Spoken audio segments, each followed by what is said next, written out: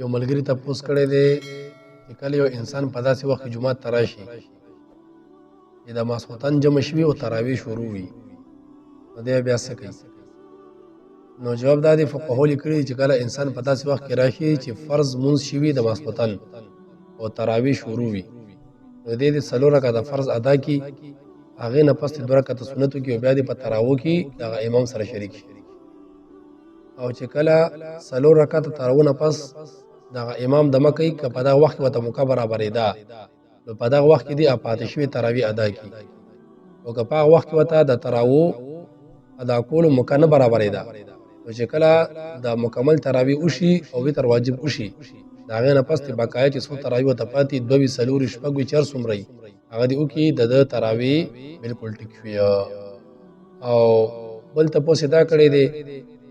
چې دا تراویح د فرض مونځ نه مخکې کول نو دا ټیکي که نه ټیکېږي؟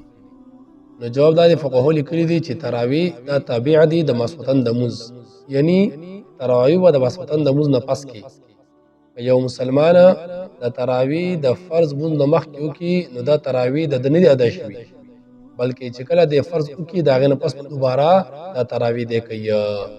لکه بدائع الصنایع والا لیکلي دي یو امام په سهوې سره مقتدیانو ته د ماسخوتن مونځ بیا اودس وکړي او د هغې نه پس بیا بل امام ورته تراویح په جمع سره وکړي،